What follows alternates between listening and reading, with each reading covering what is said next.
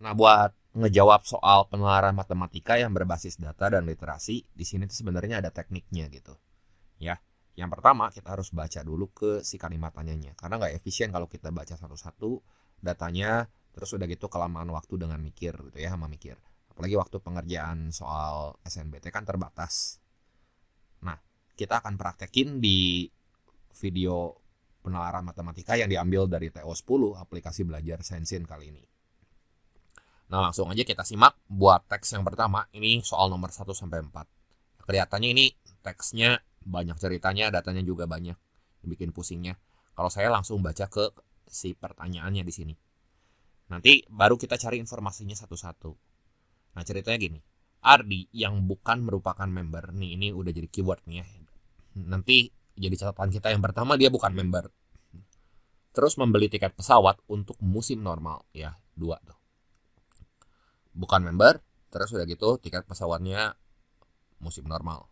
Terus ia memilih kelas ekonomi. Nah, ini 3 ya, tipe promo. Terus yang keempat, bawa bagasi 25 kilo. Dan yang kelima, tidak menggunakan asuransi. Berarti ada 5 syarat nih yang harus kita cari ya di sini. Nanti kita cocokin ke si flowchartnya gitu. Ya. Nah, berapa harga yang harus dia bayar? Nah, baru di sini kita cari dulu ya. Yang pertama yang bukan member. Bukan member berarti ini sebenarnya ini flowchartnya blur banget ya. Jadi saya bisa bilang ini flowchartnya jelek kayak gini. Dia bukan member, berarti ini kan dari mulai kelas bisnis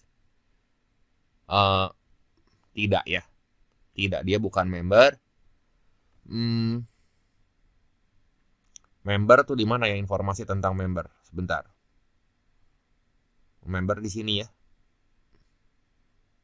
Kelas ekonomi aja dulu ya. Di sini kelas bukan kelas bisnis kan, berarti dia tuh kelas ekonomi tipe promo. Kelas bisnis berarti tidak ya. Tidak nih. Oke. Terus tipenya fleksibel. Nah, ini khusus ekonomi kan. Kalau kelihatan nanti teman-teman bisa unduh sendiri ya modulnya ya. Buat nyocokin ini si flowchart yang blur kayak gini. Nah, ini saya warnain aja dulu ya informasi pentingnya. Nah, ia memilih kelas ekonomi tipe promo. Berarti ini kan tipenya fleksibel nggak? Kalau misalnya iya, harga awalnya 1,5 juta nih kalau kelihatan ya. 1,5 juta. Kalau misalnya bukan 900.000.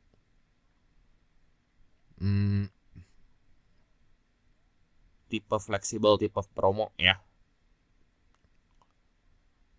Promo yang dimaksud di sini ya nggak tahu ya ini fleksibel atau bukan.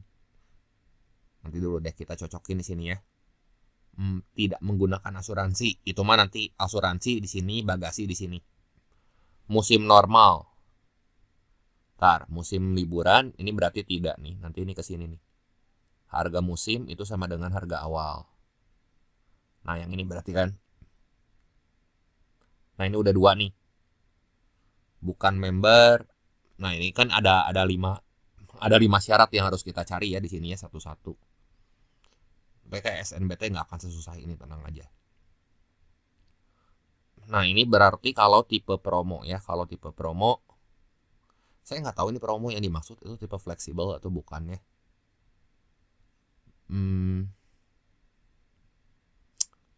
Oke, di sini hitung biaya bagasi berdasarkan kelas dan berat. Nah, ini bagasinya 25 kg. Ya, bagasi. Ini kan kelas ekonomi. Berarti dia tidak menggunakan asuransi ya. Ini biaya asuransinya 0. Nah, ini 3 ya. Bagasi subtotal sama dengan harga musim ditambah harga bagasi. Ya kan? Ditambah biaya asuransi. Nah, ini ya. Subtotal ini teh harga musim tambah biaya bagasi tambah biaya asuransi. Nah, ini yang keempat dulu nih. Berarti kita cari dulu di sini Ardi bukan member. Iya, dia bukan member kan. Terus untuk musim normal berarti harganya sama dengan harga awal. Berarti Di sini tipe fleksibel, tipe promo yang mungkin ya, yang dia maksud tipe promo tuh yang ini nih. Harga awal ya 900.000. Kan tipe promo pasti lebih murah dibanding yang harga biasa ya, yang ini ya, yang 1,5 juta. Namanya juga promo. Jadi saya asumsiin aja yang dimaksud dengan tipe fleksibel tuh berarti ya tipe promo ya. Jadi saya tulis dulu aja ya, yang pertama teh 900.000 harga awalnya ya. Harga awal ini 900 dalam satuan ribu ya. Terus udah gitu musim normal ya. Oke, berarti 900.000. Harga musim ini tambah 0. Ya udah, informasi ini udah, bukan member. Kelas ekonomi tipe promo. Musimnya musim normal ini udah. Kelas ekonomi tipe promo juga udah. Nah ini kalau bukan member kan dia 0 tuh. Ya.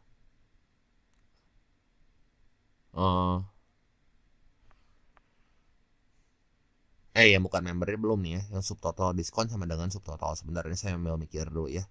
Nah ini harga dari sini tuh ngitung biaya bagasi ya. Hitung biaya bagasi berdasarkan kelas dan berat. Nah, harga bagasi itu ada lagi informasinya di sini ya. Ini yang bikin flowchartnya juga menurut saya nggak bagus flowchartnya kayak gini ya. Nah kalau kelas ekonomi dia teh gratis 20 kilo. Tarif kelebihannya 100.000 per kilo ya. Nah dia kan 25 kilo nih bawa bagasinya. Berarti 20 kilonya mah gratis. 5 kilo lagi bayar. Jadi saya tulis aja harga bagasi di sini. Harga bagasi 5 kilo kali 100 berarti 500 kan. Nah subtotalnya itu harga musim. Harga musimnya 0, biaya bagasinya 0, asuransinya 0. Nah terus udah gitu dia member, tidak nih ya. Kalau tidak member berarti subtotalnya, subtotal diskon sama dengan subtotal. Nah ini bukan member, terus tidak menggunakan asuransi udah, bawa bagasi 25 kilo. Nah terus udah gitu ada pajak 11% dari subtotal diskon. Ya. Subtotal diskon itu sama dengan subtotal. Ya maksudnya berarti ditambahin aja ya ini subtotal tuh. Ya. Subtotal diskon. Ya nggak ada diskon kan gitu ya. Jadi subtotalnya di sini tuh kan sama dengan harga musim 0, biaya bagasinya 500, biaya asuransi 0. Jadi 1.400.000 nih.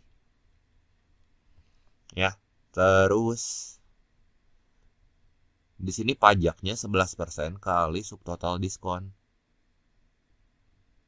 Ya.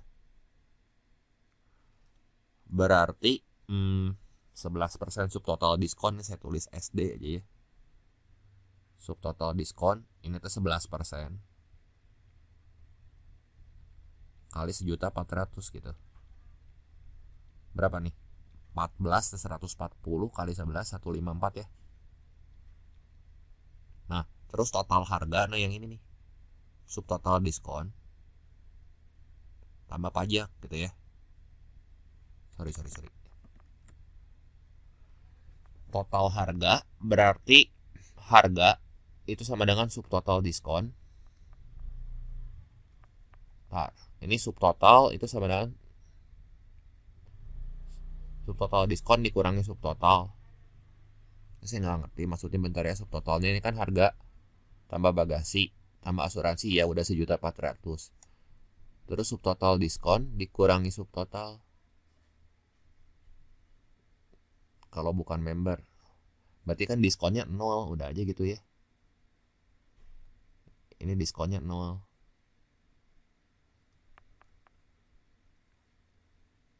Diskonnya 0. Subtotal diskon dikurangi subtotal doang. Oke, bentar ya. Ini pajaknya 11% kali subtotal diskon. Ini saya nggak ngerti maksudnya. Subtotalnya kan udah bener nih 1.400.000. Terus udah gitu dia bukan member. Jadi subtotal diskon dikurangi subtotal. Ya. Atau subtotal diskon sama dengan subtotal gitu ini. Jadi subtotal diskonnya kan ini 1.400.000 aja ya. Berarti ini terpajak yang ini ketang. Nah ini subtotal diskon. Ini tes 1.400.000 berarti ya. Gini mungkin maksudnya. Berarti kan dia nggak ada diskon. Nah ini pajaknya 11%. Ya tadi pajaknya 11%. Oke. Pajak sama dengan 11%. Berarti 11 per 100 kali subtotal diskonnya itu 1.400.000.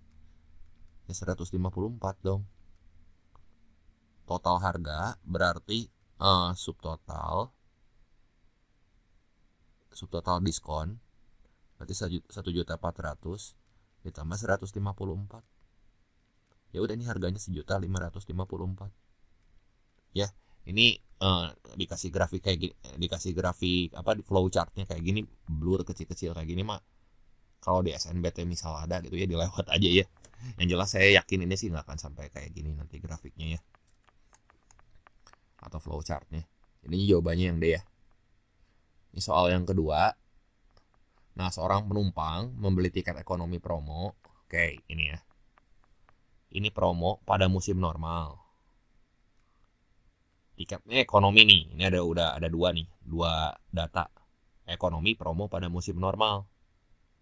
Sehingga harga musimnya itu adalah 900.000. Ya kan? Ia belum menambah bagasi atau asuransi. Mana yang akan memberikan dampak kenaikan harga total lebih besar? Menambah asuransi atau membawa 1 kilo kelebihan bagasi? Ya, coba harga tiket ekonomi di sini. Tiket ekonomi kan berarti ini kan kelas bisnis, ini tuh tidak masuk ke sini ya. Ini harga awalnya 900. Oke, harga normal kan. Ini harga awal, itu sama dengan 900 saya tulis dulu. Ia belum menambah bagasi atau asuransi. Manakah yang akan memberikan dampak kenaikan total lebih besar? Nah, misalnya dia nambah asuransi. Ya, ini kalau musim normal, sebentar. Ini yang musim normal berarti, ini harga musim sama dengan harga awal dulu nih. Oke ya, ini berarti 2 ini udah nih. Tiket ekonomi, musim normal, harganya 900.000 ini udah. Belum nambah bagasi. Nah sekarang ya, berarti skenario-nya tuh ada 2. Nambah asuransi. Ini kalau pakai asuransi ya. Kalau ini pakai bagasi.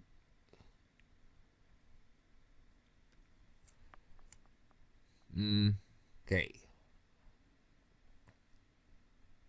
Berarti di sini dampak keduanya sama persis. Kita harus cek atau dampak keduanya berarti ke harga total dampak mah. Nah ini hitung biaya bagasi berdasarkan kelas.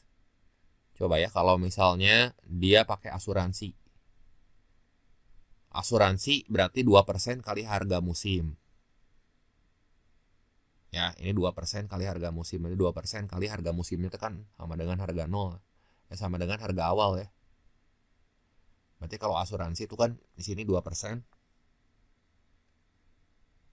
kali 900 ya. Ini tuh 180 kan 18 ya, 18.000. Ini kalau pakai asuransi. Terus subtotalnya harga musim. Berarti ini subtotalnya sebenarnya yang pakai asuransi ini saya bandingin dulu. Berarti ini tuh kan tadi biaya asuransinya 18.000 ya. Saya tulisnya gini nih biar enak. Biaya asuransinya 18.000. Ini udah lama gini baru masih nomor 2 ya. Subtotalnya berarti harga musim 900 ditambah biaya bagasi. Biaya bagasi ini anggap aja 0 ya. Berarti tambah 18 aja langsung. Nah udah biarin dulu deh kalau bagasi sekarang ya. Kalau biaya bagasi berarti bagasi itu yang ini ya, kelas ekonomi. Dia kalau nambah 1 aja bagasi ya, kelas ekonomi. Berarti nambah 100.000 tuh. Ya dampaknya dampak bagasi itu. Berarti dampak bagasi di sini membawa 1 kilo bagasi, ini teh tambah 100.000. Jadi si subtotalnya teh 900 ditambah 1 juta, nih dampaknya tuh yang ini nih. Ya, kalau ngelihat dampak tuh yang ini kan 18.000. Ini 100.000 tuh dampaknya. Terus mana lagi nih? Dampak asuransi sekitar 5,5 kali lipat, berarti asuransi. Gak mungkin ya, asuransi ini lebih kecil kan 18. Dampak 1 kilo bagasi sekitar 5,5 kali lipat, kata saya mah yang ini nih jawabannya ya. Dampak 1 kilo bagasi sekitar 5,5 kali lipat dari asuransi. Ya udah, ini kan 100 dibagi 18 aja ya. Nah 100 bagi 18 itu berapa sih? Kata saya mah sekitar 5,5, 5,5 sekian. Ya enggak? 5,5 kan? Tahu dari mana? Ini bagi 2 aja 9 kan? Ini bagi 2 50. 9 kali 5 sekian kan? Ya pokoknya ini 5 sekian, saya yakin ini pasti 5,5 nih. Ya jadi kalau kita bandingin, maksudnya harga bagasi banding asuransi gitu. Ya. Jadi dampak si bagasi itu 5,5 kali lipat dari asuransi. Jadi jawaban yang tepat di sini yang mana nih? B-nya itu tinggal kali silang kan? 5,5A. Ya. Jadi jawaban yang tepat yang E. Ini mah soalnya dibuat-buat aja ya. Dibuat-buat jadi seolah-olah susah gitu. Cuman ya karena grafiknya juga jelek ya, susahnya juga susah. Susah dibikin-bikin. Nah, ini kita lanjut lagi ke soal yang ketiga. Sistem mencatat sebuah transaksi oleh seorang non-member. Harga totalnya 1.698.300 ya. Berarti non-member kita harus lihat ke sini dulu nih. Nah, ini non-member kan. Tadi total harganya udah tahu nih. Total harga itu sama dengan subtotal diskon tambah pajak, ya nggak? Berarti kita ngelihatnya dari belakang. Total harga itu sama dengan subtotal diskon tambah pajak. Gini. Harganya kan 1.698.300. Oke, saya tulis dulu 16, 9, 8, 300. Ini sama dengan transaksi tersebut dilakukan untuk penerbangan musim normal ya. Musim normal berarti musim liburan. Ini bukan, tidak nih ya, dia naik ke sini nih. Musim normal, terus bagasinya 15 kilo ya. Bagasi mah gratis aja, bagasi 15 kilo. Berarti si biaya bagasi nanti di subtotal itu 0 langsung aja. Karena kan dia di bawah 20 kilo dan di bawah 30 kilo ya dari informasi yang ini. Jadi bagasi mah nggak ada. Dan asuransi. Berarti biaya bagasinya di sini 0. Asuransinya ada 2% dari harga musim ya, atau harga awal. Ya. Ini 2%. Jadi subtotal diskonnya di sini sama dengan harga musim. Ya kan, harga musim. Bentar. Musim normal ya, harga musim.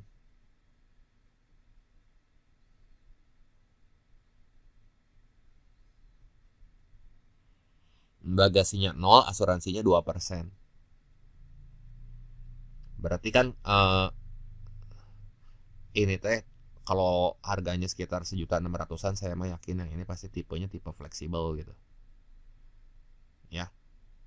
Nah, ini tuh 1.500.000 gerak pasti. Bentar-bentar ya. Oke. Ini pasti harganya kisaran di 1,5 jutaan. Tipe fleksibel nih.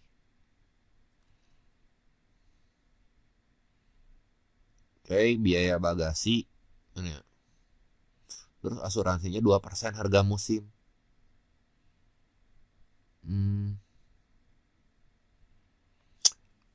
Ini kan 1,5 juta, berarti harga musimnya itu 1,5 juta. Ini saya bingung, informasinya terlalu banyak ya. 1.500.000 ditambah biaya bagasi. Biaya bagasinya berapa tuh? 0 ya. Coba ini saya pengen nyocokin aja. Tambah biaya asuransinya 2%. Ya kan? 2% dari harga musim. Berarti 2% dari 1.500.000. Ntar ini 1.698.300. 1.698.300. Sorry, ini saya tulisnya gini aja nih.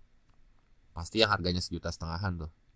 1.500.000 ditambah 2% harga musim. Berarti 2%-nya ini tuh 30.000 ya. Ntar. Ini kan kalau 100% 1,5 juta. 10% 150.000. Ya, 10% 150.000, 2% berarti 30.000 ya.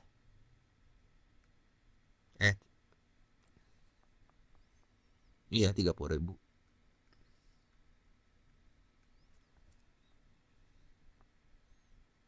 Terus musimnya normal, dia 0. Jenis tiket apakah yang mungkin ia beli? Ekonomi promo. Kalau ekonomi promo berarti ini harga awalnya 900-an, udah gak akan mungkin aja. Apalagi musimnya musim normal ya. Jadi ini nggak mungkin. Coba kalau ekonomi fleksibel. Ini kalau ekonomi fleksibel tadi yang saya cek nih ya. Kalau ekonomi fleksibel, harga awalnya kan 1,5 juta. Oh, ini ada pajak ya, Tang. Ada pajaknya 11% subtotal diskon.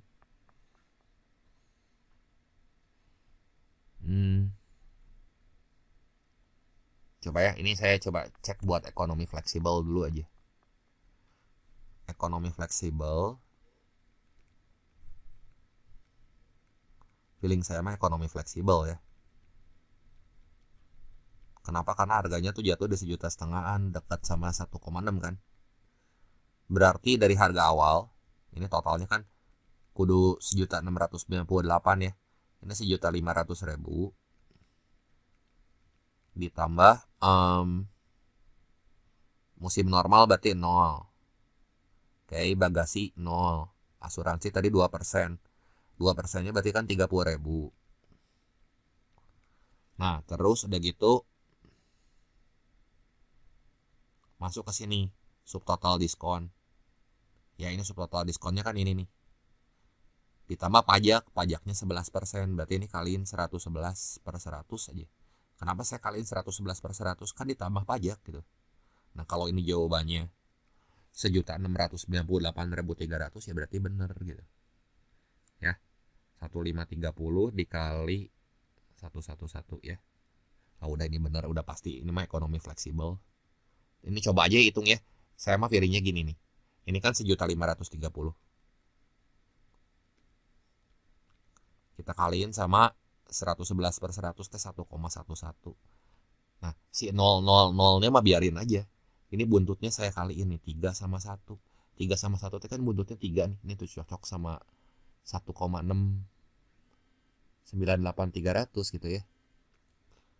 Jadi si totalnya ini 1.698.300 gitu ya. Jadi jawaban yang tepat di sini adalah yang ekonomi fleksibel. Jelas ya?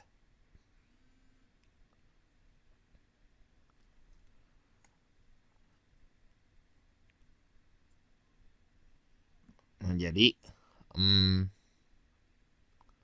jawaban yang tepat yang mana nih? Yang B ya. Udah pasti nih mah ekonomi fleksibel ya, cuman ini ya riuh aja gitu. Banyak. Lanjut lagi ke soal yang keempat ya di sini. Maskapai Nusantara Air ini bla bla bla, antepin aja lah, nggak usah dibaca itu mah. Nih, manajemen Nusantara Air ingin mendorong penumpang non-member untuk beralih dari ekonomi fleksibel ke bisnis. Mereka akan memperkenalkan satu aturan diskon baru untuk tiket bisnis di musim normal. Manakah dari proposal berikut yang akan berhasil membuat harga tiket bisnis menjadi lebih murah daripada ekonomi fleksibel? Dengan asumsi dasar tanpa bagasi atau asuransi. Nah, coba ya. Tiket bisnis tuh harga awalnya ini 4 kojut nih. 4 juta. Ya. Dia kudu lebih murah dari ekonomi fleksibel. Jadi kan harga, saya tulis dulu ya, tadi harga kelas bisnis. Ini bisnisnya harga awalnya 4 juta gitu ya. Terus ekonomi yang fleksibel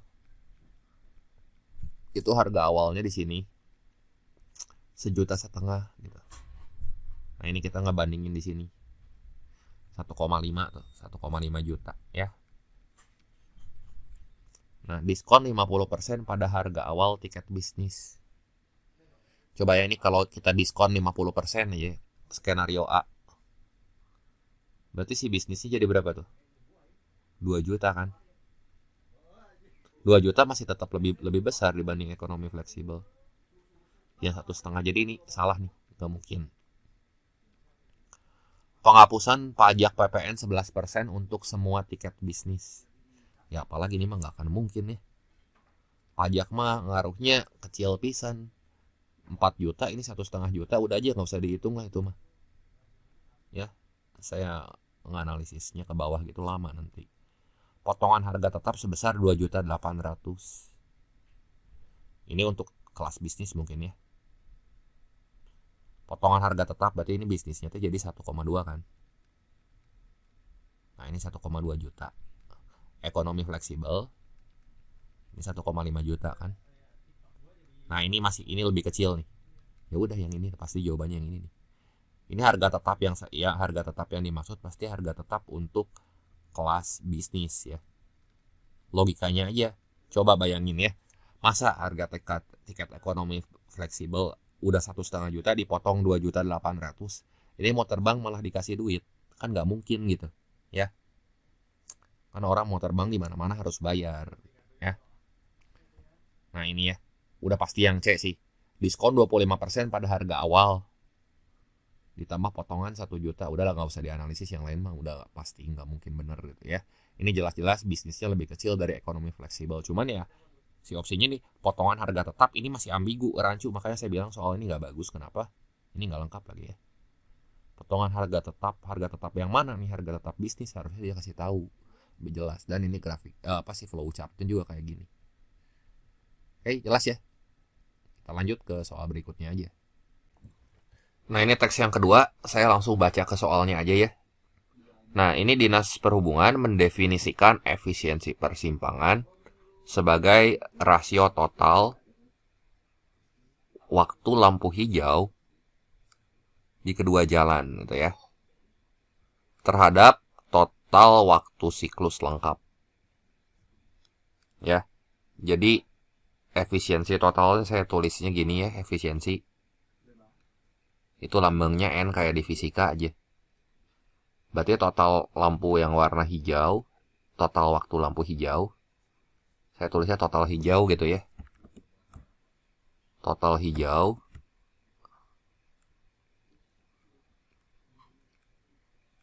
dibagi total waktu siklus gitu kan. Nah, nanti kita mundur baru baca teksnya. Total siklus. Oke, untuk mengurangi penumpukan pada skenario pukul 8 pukul 8, efisiensi persimpangan ditargetkan harus mencapai minimal 95%. Berarti yang diminta di soal tuh 95%. Perubahan hanya boleh dilakukan dengan menambah durasi lampu hijau di jalan mawar, ya. Oh, di sini ada lampu hijaunya di jalan mawar sama jalan perjuangan, ada 2 nih. Berapa detik minimal penambahan durasi lampu hijau? Yang ditanyakan di sini berapa detik minimal penambahan durasi lampu hijau di jalan mawar agar target tersebut tercapai. Berarti ya, itu nanti kita harus ngoprek-ngoprek yang si total hijaunya di sini. Itu ya, si total hijaunya gitu aja, baru baca ke teksnya. Nah, di sini efisiensinya minimal 95% kan, lihat nih yang saya tandain ya. Minimal 95% berarti masukin ke rumus yang ini nih. Ya, kita buat aja ini tuh jadi 95%. Nah, 95/100 gitu ya. Ya, jadi 95%. 95/100. Nah, total lampu hijaunya. Nah, ini baru. Perubahan hanya boleh dilakukan dengan menambah durasi lampu hijau di jalan mawar doang gitu ya. Di jalan mawar. Berarti jalan mawar jam 8. Jam 8 tuh kondisinya ya, jalan mawar tuh padat. Ya, ini jam 8. Padat kan? Nah, kalau padat berarti kita lihat jalan mawar yang padat tuh yang ini kan. Nah, yang ini kan 60 nih. 60 detik. Berarti 60 ditambah T aja misalnya ya. Nah, T-nya yang mau kita cari nanti. Kan jam 8. Nah, ditambah yang jalan perjuangan. Jalan perjuangan kan ini rasio total waktu lampu hijau di kedua jalan ya. Informasi yang saya kuning-kuningin. Jadi kan kalau gini jadi lebih cepat ngerjainnya. Sorry. Lebih cepat gitu ya ngerjainnya. Nah, untuk jalan arteri kondisinya tuh normal di sini. Nah, ini ya, saya tandain. Arteri normal. Arteri itu berarti yang normal ini ya. Nah, ini jam 8 tuh. Durasi lampunya kan 25 detik. Berarti tambahin aja 25 gitu. Nah, dibagi total siklusnya. Ya. Total siklus teh berarti terhadap total waktu siklus lengkap. Sebentar ya, ini total siklus. Berarti satu siklus teh kan ada lampu hijau sama lampu kuning. Saya baca kayak teksnya. Sebuah sistem lalu lintas cerdas dipasang di persimpangan antara jalan mawar dan perjuangan. Oke. Dia menggunakan sensor untuk mendeteksi kepadatan lalu lintas dan menyesuaikan durasi lampu hijau secara otomatis guna mengurangi kemacetan. Durasi lampu kuning untuk semua jalur selalu tetap yaitu 3 detik. Ya, berarti satu siklus tuh kayak gini. Hijau terus kuning gitu ya. Ini merahnya nggak dikasih tahu ya. Ya udah aja biarin lah ya. Berarti kan di sini jalan mawar sama jalan perjuangan. Satu siklus T berarti yang ini kan 60 plus T pastikan. Kan dirubah ya. Ini lampu hijau dulu ya. Terus lampu kuning. Lampu kuning itu 3 detik. Ini buat jalan mawar ya. Ini total siklus buat jalan mawar. Saya tandain aja dulu. Nah, kalau yang buat jalan perjuangan, ini saya panjangin lagi Pak. Ya, ditambah. Itu nggak boleh berubah.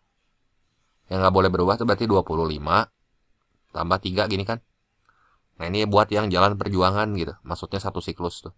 Ini yang lampu merahnya nggak ada ya. Berarti ya udah aja kan satu siklus. Jadi yang ada dalam hemat saya tuh satu siklus lengkap itu ya. Satu siklus lengkap tuh ya hijau kuning gitu ya.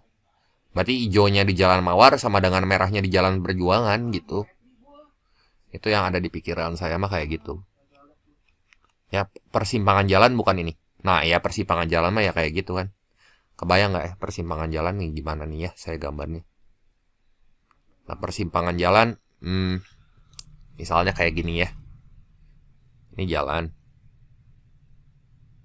Ya, ini tuh ini persimpangan jalan. Ya, misalnya ini Jalan Mawar gitu. Ini Jalan Perjuangan. Nah, ini saya gambarin aja supaya jelas ilustrasinya ya.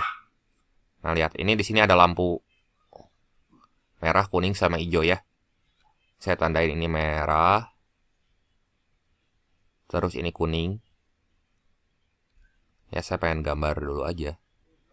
Ini hijau gitu ya. Nah, jadi kalau misalnya hijau di Jalan Mawar, berarti merah di Jalan Perjuangan gitu. Ya udah, di sini kita kudu hitung nilai T-nya berapa. 95/100 sama dengan 60 tambah 25 itu 85 ya. 85 tambah T. Ya, tar, ini saya ubah dulu ke merah ya. Dibagi 60 tambah 25, 85 tambah 6, 91 ya. 91 tambah T. Ini kan. Nah, ini bagi 2, bagi 5 aja ya. Ini tuh 19. Ini bagi 5, 20. Waduh, ini ngitungnya ya. 91 kali 19 berapa tuh? Wah, ini ngitungnya juga lama nih. Start 91 kali 19. Saya kudu dikotret dulu ya. 1729. Iya kan, ditambah 19 T. Berarti tinggal kali silang nih. Kali silang tuh yang diagonal saling dikaliin gitu. Ya, sama dengan 20 kali 85 itu 1700 kan. Ditambah 20 T. Nah, gini. Berarti 29. 29 itu dari mana? Dari ini nih, 1700-nya pindah ruas ke sebelah kiri. Itu sama dengan 20 T dikurangi 19 T. Ini sama dengan T. Nah, ini T penambahannya tuh ya. Penambahannya udah 29 detik. Langsung kan kita dapat nilai T-nya. Nah, sini jawabannya ada tuh yang D ya. Jelas ya? Kita lanjut lagi ke soal berikutnya. Nah, Jalan Mawar katanya punya lebar 21 meter. Oke. Nah, waktu yang paling aman bagi pejalan kaki untuk menyeberanginya adalah selama lampu hijau menyala untuk Jalan Perjuangan. Ya, yang tadi saya gambar nih, yang ini nih. Ya, ini saya copy lagi gambarnya. Ya. Jadi waktu yang paling aman bagi pejalan kaki untuk menyeberanginya selama lampu hijau menyala Jalan Perjuangan. Berarti yang ini kan merah ya si lampu ininya di Jalan Mawar.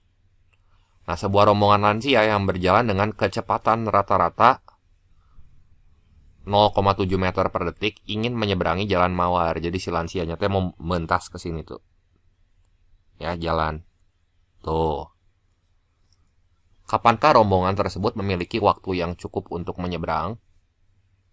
Ya, kecepatan rata-ratanya itu teh kan 0,7 meter per detik. Berarti kita cari waktunya aja. Ingat rumus jarak. Itu teh sama dengan kecepatan dibagi waktu. Ya, berarti kalau lebar Jalan Mawarnya teh 21 meter, segini 21 meter nih. Gitu ya, ini saya gambar sini. Nah, ini 21, itu teh si jaraknya. 21, ini sama dengan kecepatannya teh 0,7 kan 7/10 ya. Kali T.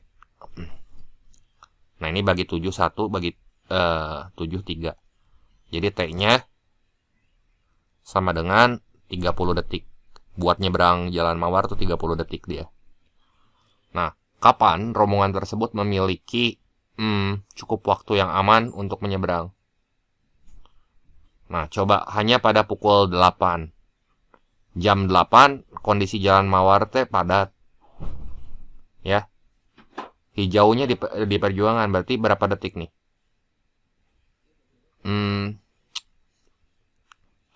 Dia teh mau menyeberangi Jalan Mawar katanya. Ya, Jalan Mawar. Ini kalau hanya pada pukul 8. Berarti pukul 8 lampu hijau di Jalan Perjuangan. Jalan Perjuangan teh kan yang normal nih, berarti ya. Normal sini. Berarti ini jam 8 ya. Waktu buat nyeberangnya 25 detik. Tuh. Berarti kan itu kondisi merah di Jalan Mawar, betul nggak? Ini gini deh ya, biar lebih jelas. Berarti ini kan durasi hijaunya ya, saya kasih tahu. Di Jalan Perjuangan ini jam 8 ini saya kasih tanda Warna hijau itu teh artinya lampu hijau di Jalan Perjuangan. Nah, ini. Terus udah gitu, jam 8 berarti kan padat nih di Jalan Mawar. Jalan Mawar padat. Berarti cuma punya waktu 25 detik. Berarti ini nggak cukup nih. Hanya pada pukul 14.00. 14.00 berarti pukul 14.00 kondisi di jalan arterinya di sini sepi. Ya, sepi. Berarti yang sepi di sini 20 detik, lebih nggak aman lagi ya. Karena dia kurang dari 30 detik. Jadi aman kalau lebih dari 30 detik gitu. Pada pukul 8 maupun 14.00 ini salah. Tidak pada pukul 8 maupun 14.00 ya udah ini aja. Ini kan lihat, ini tuh semua di bawah 30. Ini juga di bawah 30 gitu ya. Jadi tidak pada pukul 8 maupun 14.00. Yang nggak tahu ya jam berapa mah. Oh ini nih. Pada pukul berapa nih yang padat di Jalan Perjuangan? Yang nggak tahu nih, yang nggak dikasih tahu datanya. Ya udah tidak pada pukul 8 maupun 14.00. Jangan jawab yang E ya. Di sini kan ada yang 30 detik soalnya. Jadi aman untuk menyeberang tuh kalau misalnya 30 detik. Nah, lanjut lagi ke soal berikutnya. Nah, jika saat saya baca dari atas deh. Untuk mengantisipasi kemacetan ekstrim di masa depan, sistem lalu lintas akan menambahkan kondisi baru bernama super padat, khusus untuk Jalan Mawar. Nah, ini dua nih informasi yang kasih tahu. Durasi lampu hijau untuk kondisi ini harus dirancang agar porsinya minimal 70% dari total waktu siklus yang baru. Ya. Nah, jika saat kondisi super padat di Jalan Mawar dan kondisi di Jalan Perjuangan, ini super padat di Jalan Mawar, di Jalan Perjuangan, di Jalan Mawar, dan kondisi di Jalan Perjuangan terdeteksi padat, maka durasi minimum lampu hijau yang harus ditetapkan untuk kondisi super padat itu berapa? Ya. Jadi kondisi super padat di Jalan Mawar kita belum tahu berapa. Terus porsinya minimal 70% dari waktu siklus yang baru. Waktu siklusnya berarti kudu ditambah sama lampu kuning ya, kayak tadi ngitung efisiensi di awal. Kan durasi lampu kuning untuk semua jalur itu selalu tetap, yaitu 3 detik. Kan? Oke, berarti ini targetnya 70%. Sebentar. Ini waktu siklus, total siklus. Siklusnya berarti semua ya. Merah, kuning, hijau. Berarti merah di Jalan Mawar sama dengan hijau di Jalan Perjuangan. Gitu aja. Itu tuh informasi tersirat yang nggak dikasih tahu, kita kudu tahu. Karena kan balik lagi ya di gambar ini nih, saya sengaja gambarin yang ini. Ternyata satu siklus tadi juga awalnya saya mikir dulu, kok lampu merahnya nggak ada? Oh iya kan persimpangan jalan. Merah di Jalan Mawar berarti itu hijau di Jalan Perjuangan gitu ya. Ini mah kayak belokan bukan persimpangan. Tapi ya udahlah. Oke. Ini kayak gini.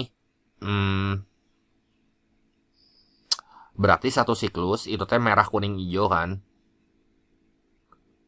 Berarti hijau Mawar. Hijau di Mawar berapa nih? Hijau di Mawar misalnya H aja ya. Hijau di Mawar.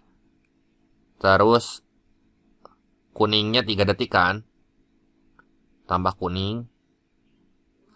Terus hijau di Jalan Perjuangannya berapa tuh? Di kondisi super padat, berarti di Jalan Perjuangan terdeteksi padat. Jalan Perjuangan, nah ya.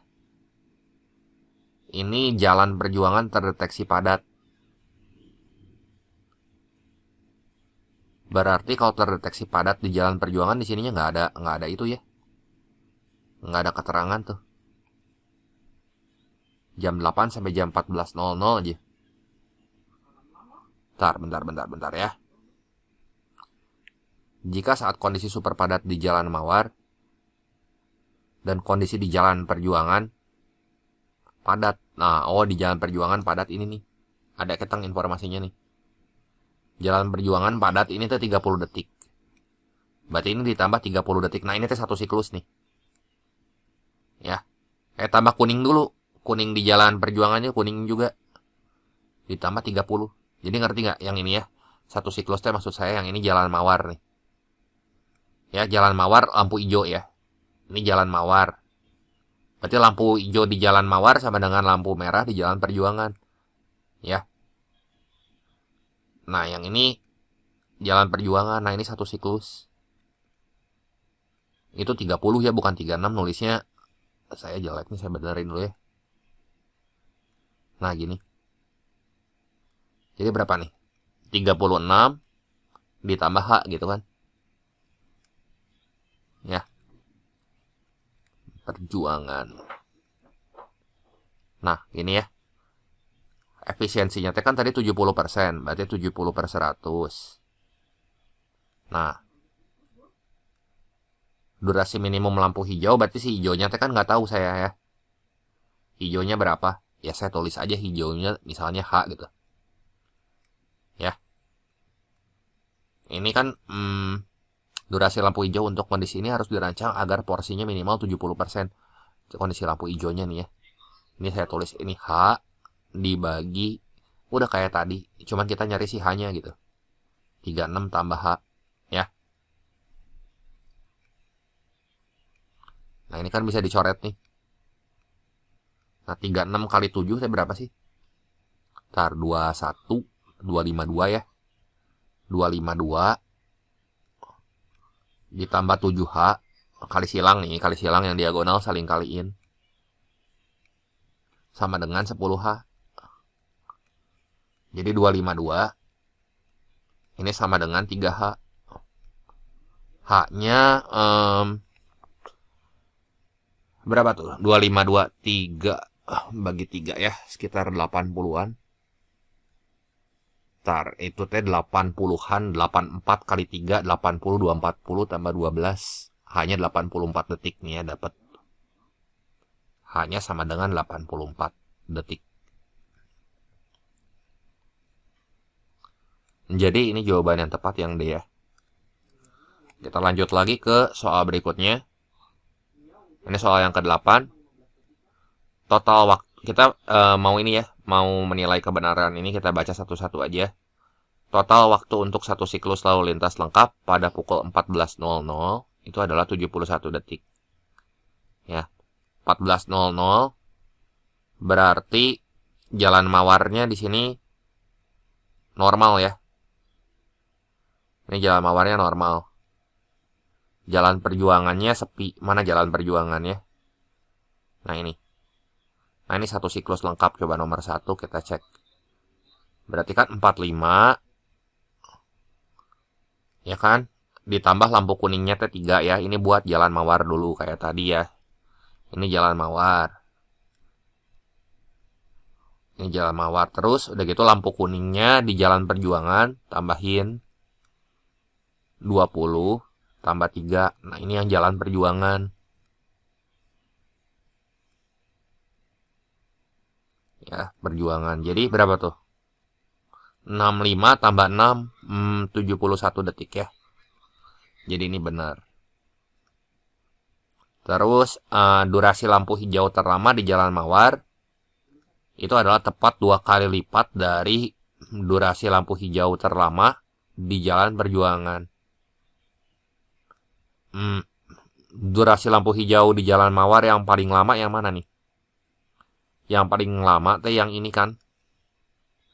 Ini sorry pas padat atau ya. Lampu hijau terlama di jalan mawar teh yang ini. Nah, ini 60 detik. Tepat 2 kali dari durasi lampu hijau terlama di jalan perjuangan. Ya. Berarti yang kedua 60. Itu teh tepat 2 kali. Tepat 2 kali sama dengan 2 kali 30. Iya bener nih. Ya. Jadi 60 di sini sama dengan 2 kali 30.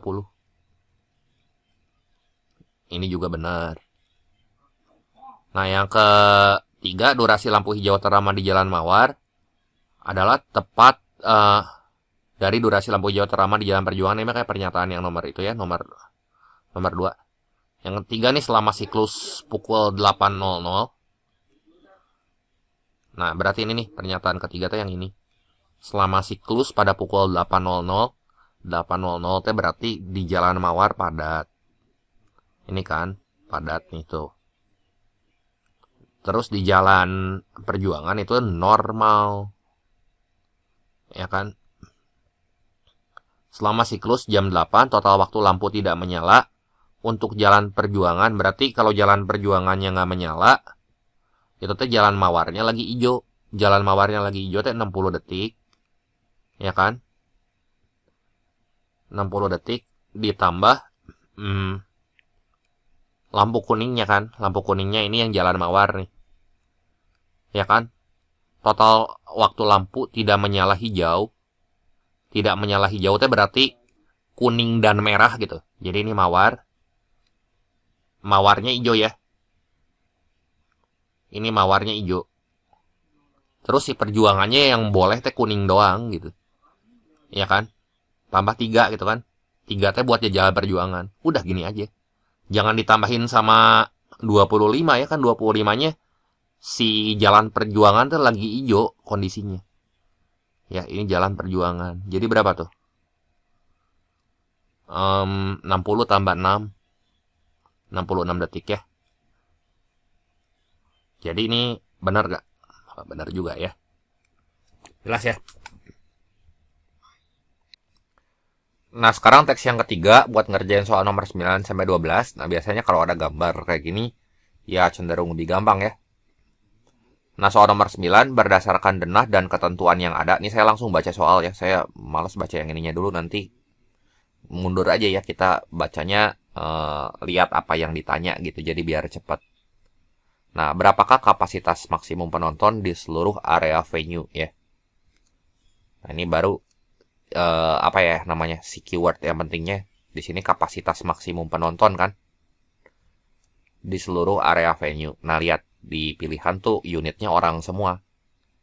Nah, berarti di sini ya yang dimaksud venue yang mana kita baca, baru pelan-pelan kita baca. Ini sebuah acara musik akan diadakan di area penonton yang berbentuk, oke, ini trapesium sama kaki. Keywordnya mah trapesium sama kaki. Berarti kita kudu cari luasnya gitu ya. Yang terletak di sisi panggung utama terletak di sisi yang lebih pendek. Ya, ini 60 meter. Udah gitu terdapat menara FOH untuk kontrol suara dan lampu yang harus steril dari penonton. Ya, di sini FOH, menara FOH front of house. Ini harus steril dari penonton. Berarti kapasitas maksimum venue yang dimaksud ya. Di sini kan saya garisin venue nih. Venue itu berarti daerah yang ini. Ya, untuk penonton ya, masa penontonnya di panggung. Enggak kan ya?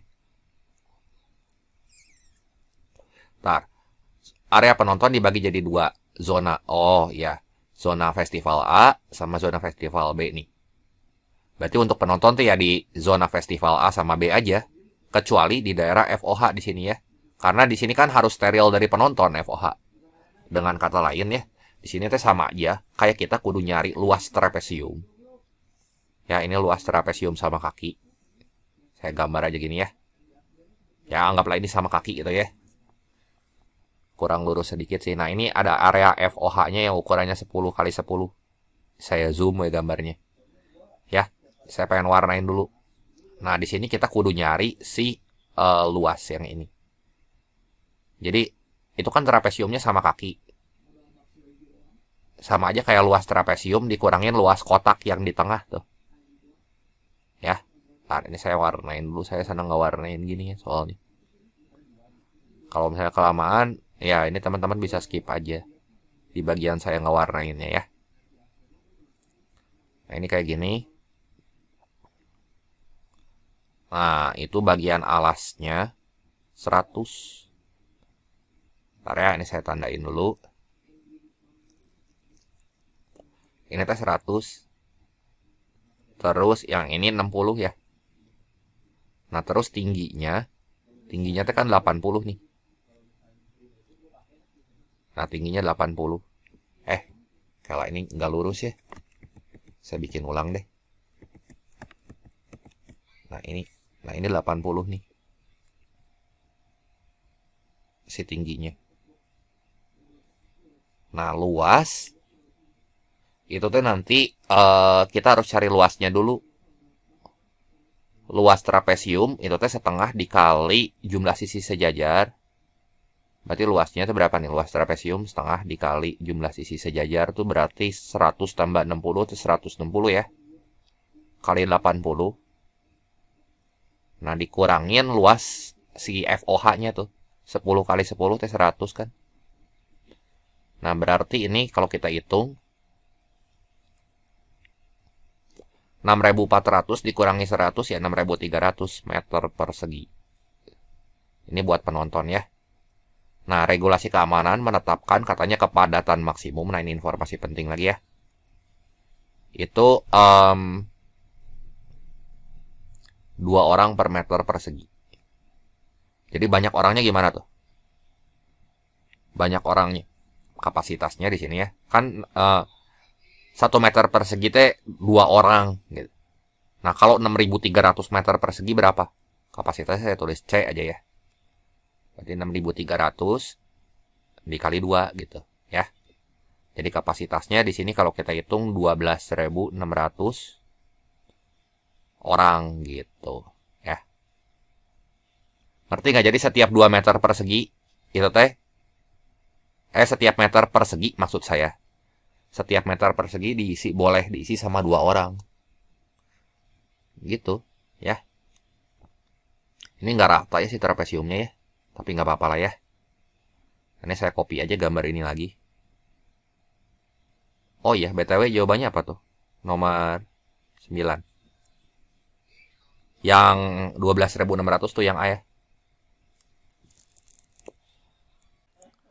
Nah, soal yang ke-10 ini pihak sponsor ingin mengetahui potensi audiens di area premium. Nah, berapakah kapasitas maksimum penonton yang dapat ditampung secara spesifik hanya pada zona festival A? Saya pengen gambar lagi aja trapesiumnya, tadi kan miring ya. Nah, ini gini deh. Jadi persegi ya. Nah, tar. Nah, ini gini tuh trapesiumnya ya. Ini teh kan sama kaki ya. Zona festival A teh berarti segini kan. Nah, berarti ini kalau saya tarik ya garisnya, ini kan 60 nih. Segini. Yang bawah teh 100. Terus sama kaki katanya. Itu teh masih belum sama kaki ada si gambarnya. Ini saya tarik garis ya. Lihat zona festival A teh yang ini doang ya. Saya pengen warnain ini. Tuh yang warna merah. Nah, tapi segitiga yang kecil itu kalau kita lihat ya, itu teh bakal sebangun sama yang di atas. Bentar deh teman-temannya, ini gambarnya nggak itu Nah, kudunya dia kayak gini. Rada lurus, gitu. Ya. Ini teh kan sama kaki, jadi kudunya mah panjangnya teh sama. Yang ini. Ya. Ini 100 teh berarti ini kan 60. Nah, berarti yang ini nih, yang garis merah ini, itu teh sama yang di sebelah sana. Misalin aja ini X gitu ya. Kalau ini sama kaki, bentar, berarti kan segini 60. 60 tambah 60 100 kurang 60 teh kan 40 bagi 2, berarti ini 20 nih. Si garis yang ini 20 yang hijau ya. Nah, 20. Nah, terus tingginya dikasih tahu nih di gambar ya, yang ini teh tingginya 20. Ini tingginya 20, tinggi segitiga kecil ini. Nah, tinggi segitiga yang besarnya itu teh 80 kan. Jadi segitiga yang besar teh bakal sebangun sama segitiga yang kecil yang warna pink tuh. Ya, ini kita hitung dulu aja. Kalau segitiga kecil mah alasnya X, segitiga yang besar alasnya 20. Terus segitiga yang kecil tingginya 20. Terus yang besar tingginya 80. Jadi X-nya kita kali silang aja nih. 400 bagi 80, X-nya 5. Ya udah, ini 5, berarti X di sini 5 juga kan. Nah, ini 5 gitu ya. Ini saya hapus cek yang ini ya. Ini 5, nah itu 60. Nah, bagian ini kan udah tahu nih. Nah, ini saya pengen warnain aja yang ini ya. Nah, cari luas zona festival A berarti yang ini. Ya, ini saya pengen warnain lagi. Berarti luas trapesium yang itu gimana tuh, yang warna pink ini. setengah kali jumlah sisi sejajar. Jumlah sisi sejajar itu berarti 60 sama 70 ya. Luas yang pink tuh, luasnya setengah dikali setengah dikali 60 tambah 70 itu kan 130 kali 20. Ya kan? Nah, ini kalau dicoret 10. Nah, 1300 meter persegi. Yang ditanya masih kapasitas maksimum dalam satuan orang. Ya, kapasitas atau kepadatan maksimumnya itu kan adalah 2 meter. 2 orang per meter persegi. Berarti itu kalau 1 meter perseginya 2 orang, kalau 1300 kali 2 aja. Jadi 2600 orang gitu. Ya, jadi jawaban yang tepatnya di sini tuh yang A ya. 2600. Kita lanjut lagi ke soal berikutnya. Nah, soal nomor 11, ini kapasitas penonton di zona B lebih dari 3 kali lipat kapasitas di zona A. Ini saya ambil aja lah yang udah dibikin ya, yang ini. Ini teh luasnya teh 6300 ya. Ini saya copy aja. Nah, ini luasnya 6300 meter tuh.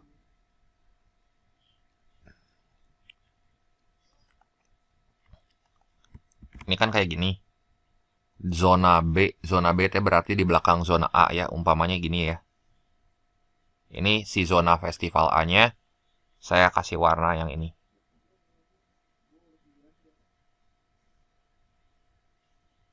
Nah, yang ini ya. Luas ini teh kan tadi kita udah nyari di bagian atas.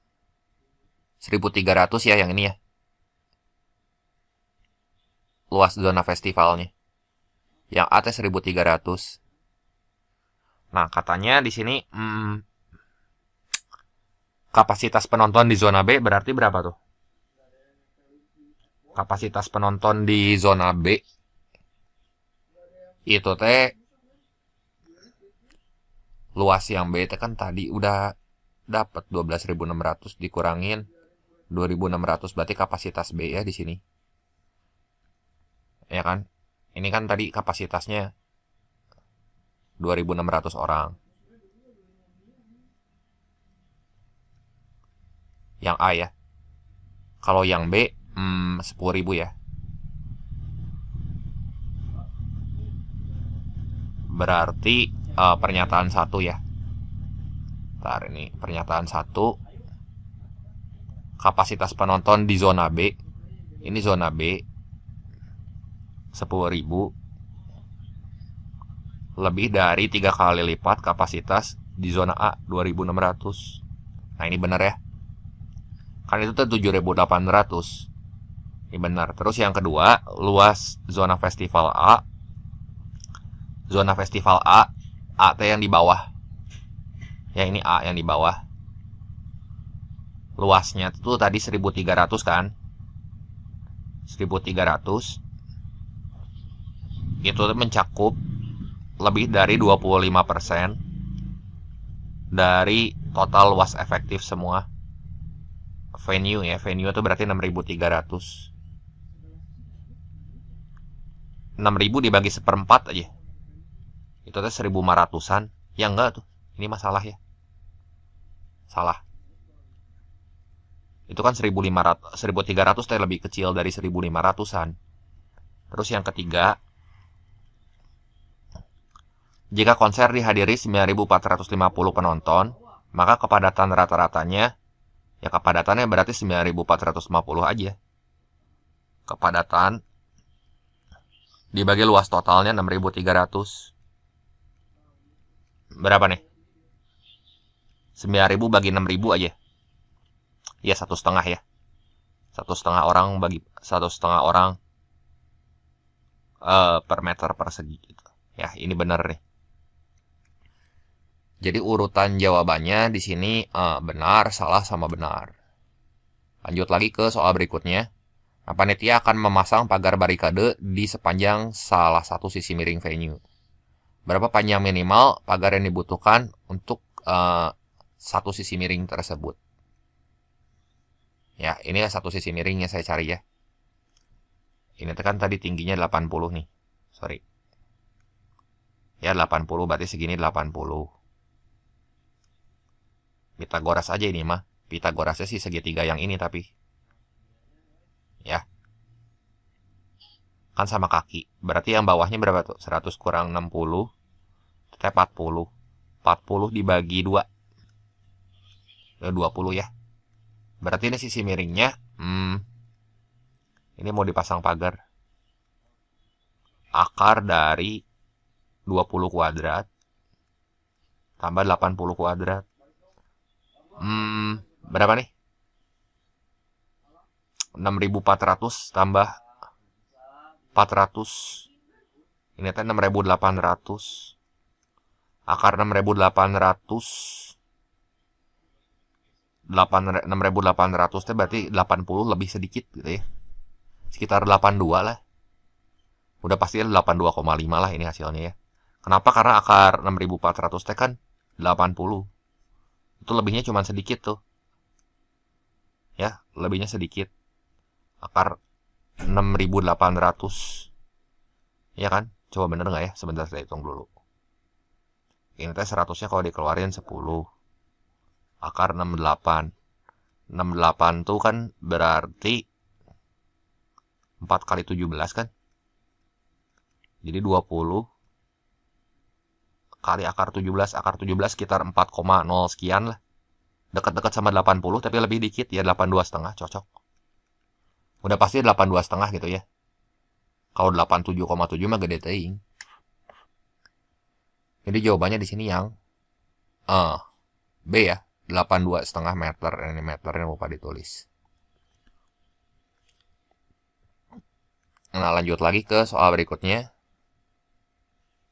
Nah, ini saya langsung baca lagi ke teks soalnya. Pak Raffi memusatkan gambar tapal kuda di titik asal 0,0.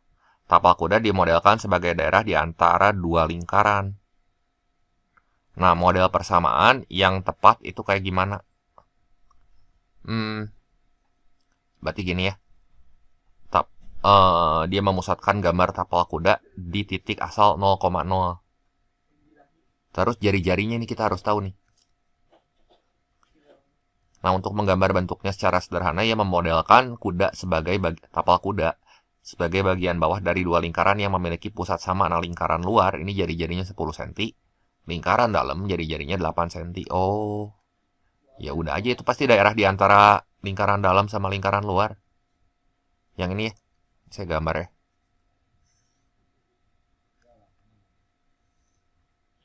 Ini pusatnya ya, tapal kuda. Itu teh 0,0. Nah, ini saya gambar yang ininya. Lingkarannya ya. Nah, ini lingkarannya, lingkaran luar. Terus lingkaran dalamnya jari-jarinya lebih kecil. Lingkaran dalamnya gini nih, lebih kecil.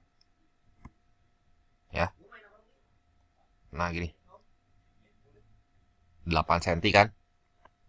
Masih tapal kudanya yang warna merah ya. Warna merah di luar. Ini saya ganti sama warna biru aja. Nah, gitu ya. Ini X, ini Y. Pusatnya di 0,0 kan. Berarti model tapal kudanya itu teh di antara jari-jari lingkaran dalam sama jari-jari lingkaran luar. Misalnya yang ini nih, tapal kudanya. Ini saya warnain ya. Nah, ini. Nah, ini si tapal kudanya gitu.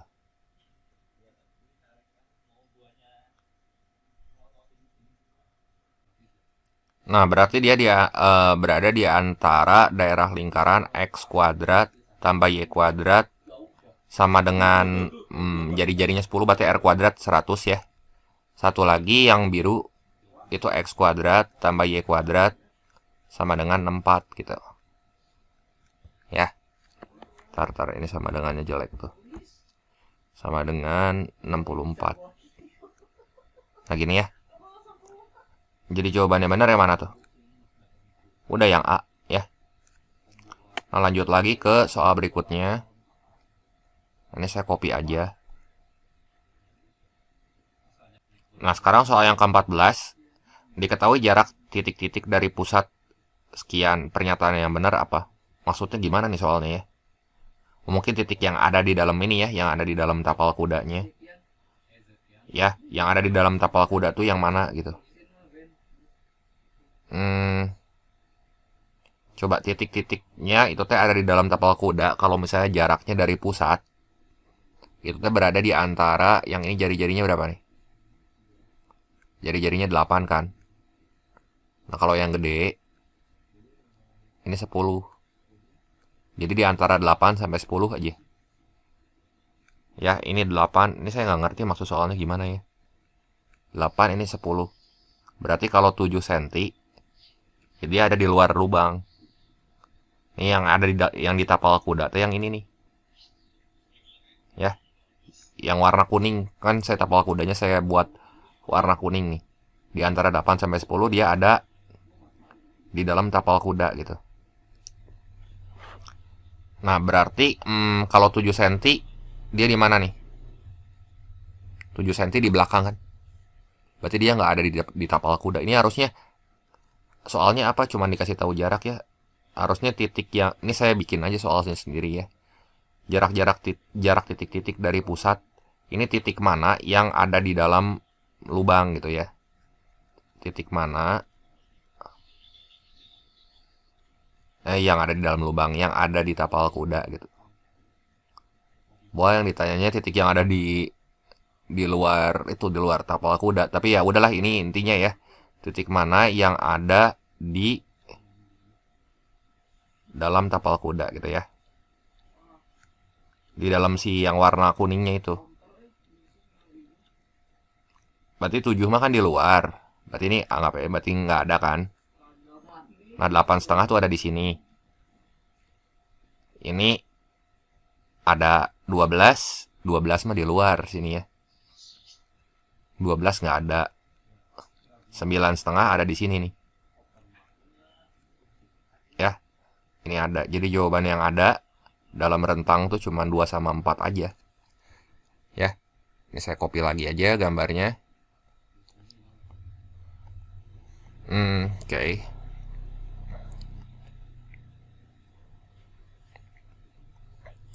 Temperatur pemanasan tapal kuda dimodelkan dengan fungsi Xn sama dengan 2 pangkat N kali 3/2.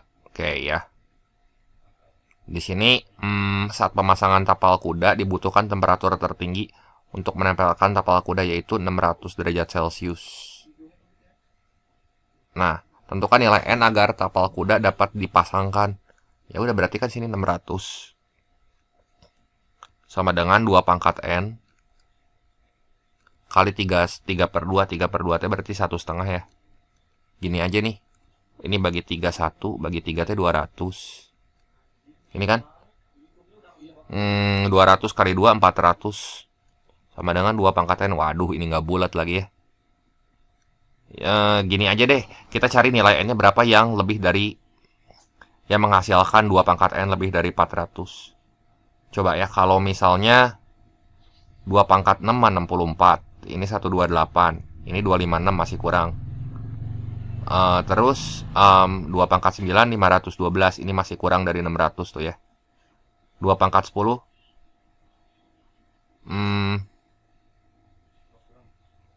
coba ya bentar. Nilai N agar tapal kuda dapat dipasangkan. Tentukan nilai N agar tapal kuda dapat dipasangkan. Temperatur tinggi ya. Perlu dipasangkan 8 paku. Ya gini aja ya. Kalau misalnya N-nya,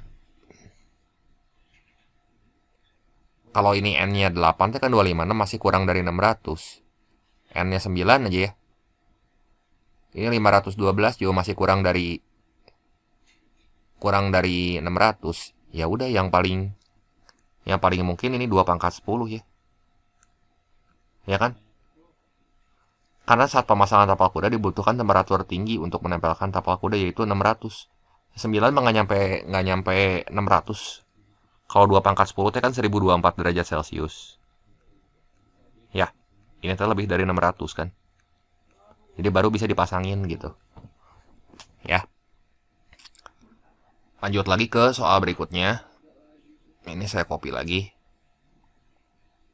Nah, jika harga paku adalah 250 untuk 3 paku dan tidak bisa dibeli satuan, tentukan biaya yang diperlukan untuk membeli paku guna memasang semua tapal kuda. Ya. Gini ya. Untuk guna memasang semua tapal kuda. Kuda teh berarti kakinya teh 4 kan ya. Ya kan, Pandai Besi dia punya tapal kuda untuk kuda milik seorang peternak. Ya nggak, kuda kakinya, masa kuda kakinya 2 itu mah ayam ya. Kuda kakinya 4 butuh 8 paku. Itu teh 32 paku. Dijualnya 3 biji, harganya 250. Berarti gini aja, 32 dibagi 3 berapa tuh? 10 3 ya. Berarti 10 bungkusnya mah dia beli full gitu ya. Udah pasti lah ya. Berarti 10 2/3 karena nggak bisa dibeli satuan. Ini harus dibulatin ke atas. Ini tuh jadi 11 gitu. 11 bungkus. Ya, 11 bungkus paku. Jadi 11 dikali 250 perak. Ini berapa nih? 2.750 ya. Ini harganya 2.750 yang B ya. Jelas ya? Nah, sekarang teks kelima buat soal nomor 17-20. Ini kayaknya gampang ya. Dinding bagian depan sebuah toko jendela dipasangi jendela besar berbentuk persegi panjang ya. Persegi harusnya ya. Oke. Oh, persegi panjang ya, benar. Dindingnya kan. Berdiri yang dibuat dari X panel kaca persegi masing-masing berukuran 52 kali 52. Jika F adalah fungsi total yang menyatakan luas, ya udah aja di sini ya. Jadi kebayangkan kita punya dinding kaca persegi kayak gini. Kayak persegi panjang bentuknya. Ya, dipasangin sama kaca-kaca kecil yang bentuknya persegi. Gitu. Nah, ini kayak gini. Kotak-kotak kecil. Berarti buat ngitung si luasnya, luas 1 persegi aja dikali sama X biji panel kacanya. Nah, jadi Fx-nya gimana tuh? Nah, itu kan 52 cm. Udah jangan dihitung 52 kali 52, nanti jadi susah. Jadi lihatnya gini gerak, 52/100 dikali 52/100 itu di pilihan ganda teh udah jelas. Oh, ada 2704, ada 2704. Mau gak mau kudu dihitung ketang. Berarti lebih dari 2.500 ya. Sekitar 2.700-an. Udah yakin lah saya mah. Berdasarkan pilihan teh pasti 2704/10.000 gitu ya. Nah, jangan lupa ini nanti dikali X ketang si luasnya ya. Saya lupa. Nah, ini kan, ini kali ini ya. Kali X, karena dibutuhinnya kan untuk X buah. Buat nutupin si jendela besarnya. Berarti mundur 4 ya, mundur 4 mah 0,2704. Ya. Jadi Fx di sini sama dengan 0,2704 kali X gitu aja. Ini luasnya ya. Jadi jawaban yang tepat itu yang mana tuh? Yang B ya. Nah, ini saya copy lagi aja mungkin ya. Buat jawab soal berikutnya. Kaca-kaca persegi tersebut disusun dalam 8 baris dan 5 kolom. Berarti total luas kacanya gimana? 8 baris dan 5 kolom. Berarti 5 kolom. Ya gini aja. Total luas kaca ya. Berarti panjangnya itu ada 8 kolom kan. 8 kali 52/100 aja biar gampang. Panjang kali lebar kan ini. Ya. Terus lebarnya itu 5 kali 52/100. Udah gini. Ya. Jadi dipecah satu-satu gitu. Ya, ininya nggak usah dilihat lah. Jadi nggak langsung dimasukin gitu. Cuman diurai. Nah, berapa tuh? Ini mau udah pasti 4. 8 kali 52 aja ya. 8 kali 52 4. 4,1 ya. 4,1. Ntar. 4,16. Kan bagi 100. 4,16 dikali 52. Ntar. 52 kali 5. 25. 25 tambah 1. 26. 260 bagi 100. 2,6. Ya udah ini luasnya ya. Panjang kali lebar kan. Ya, karena dia 8 baris, 5 kolom gitu. Jadi jawaban yang tepat di sini adalah yang E ya. Terus soal nomor 19. Diketahui kaca yang diberi label X ini akan diganti dengan kaca baru karena udah rusak. Jika biaya penggantian kaca adalah 100.000 per kaca, biaya yang harus dikeluarkan berapa? Ya. Jadi biaya per kacanya itu 100.000.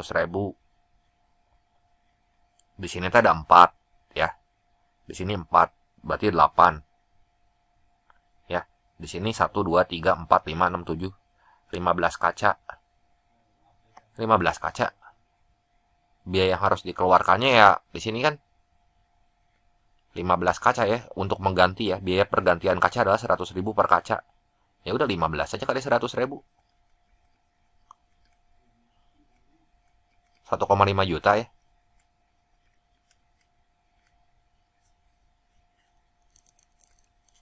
Jadi jawaban yang tepat ini yang C. Nah sekarang soal nomor 20. Jika panel persegi diganti dengan panel segitiga sama sisi yang panjang sisinya 10 cm. Ukuran jendela itu 80 akar 3 kali 60. Bentar. Saya gambar dulu ya. Ini berarti jendelanya itu 80 akar 3. Ini hati-hati dimensinya juga kudu diperhatiin. 80 akar 3, ini 60 gitu ya. Nah, ini tuh berarti dipasangin panel-panel bentuknya segitiga sama sisi gini. Coba ya ini tinggi si barisnya gimana? Oh, ini harusnya gini ya. Ntar tinggi si bagian panjangnya dulu aja. Ini kan bagian panjangnya dulu. Kalau nggak gini si jendelanya bentuknya kebalik nih. 60 tuh yang segini. Ntar. Berarti si jendelanya nanti gini bentuknya. Tuh. Nah ini 80 akar 3. Bagian alasnya itu kan alasnya mah 60. Terus alas si segitiganya mah 10. Ya. Ini buat lebar barisnya aja ya. Lebar si barisnya. Berarti kan kalau lebar baris mah habis kan. Luas si persegi panjang berapa tuh? 80 akar 3 kali 60. Ya kan? Nah, yang 80 akar 3 tuh kita baginya sama tinggi yang ini. Tingginya berapa nih? Tingginya mah gampang nih, langsung tinggi segitiga sama sisi kan setengah S akar 3 ya. Berarti setengah kali 10 akar 3, 5 akar 3 ini habis ya. Terus bagian yang bawah yang ini 60 kita bagi sama 10. Ya, ini coret. Nah, ini habis nih. Pas. Ini 16. Iya kan? Terus 16 baris. Di sini teh 10 pasang. Tapi ini kan cuma segitiga doang. Segitiganya teh bisa dipasang kebalik loh kayak gini nih. Berarti nanti kayaknya kudu dikali 2. Tar ya. Ini bisa dipasang kebalik jadi kayak gini nih. Nanti kayak jajar genjang gitu. Nah ini bisa dipasang kebalik. Nah misalnya ini 6 baris gitu ya. Tar 6 baris mau saya lebarin sedikit deh. Ya. Nah ini saya balikin gitu. Saya putar. Nah ini gini ya. Tuh dipasang gini. Jadi ada 6 biji nanti jajar genjang yang kayak gitu teh. 6 biji. Kebayang nggak? Berarti nanti kudu dikali 2. Karena segitiga atas sama segitiga bawahnya gitu. Maksud saya. Ya. Ntar ini ya saya geserin. Ini kalau digambar tuh gini, ada segitiga yang tegak, ada segitiga yang nyungsep gitu, yang kebalik. Ya. Ntar ini saya gambar dulu ya, yang ini ya. Ambil dulu. Nah, ini tuh ada 6 biji. Kita kudu bagi ya. Nah, ini kan ada 6 tuh. 6 yang kayak gitu tuh. Ini kan baru 2. Ya kan? 2 biji kan? 2 segitiga, 6 segitiga. Berarti ini kudu dikali 2 lagi nih. Karena segitiga yang nyungsepnya bisa dimasukin sini. Ya. Jadi berapa tuh? 96 kali 2, 192. Ya. 192, atau umpamanya gini ya, mau luas persegi panjang ini dibagi sama luas segitiga sama sisi juga kayaknya sama ada jawabannya. Coba ya. N-nya panjang kali lebar.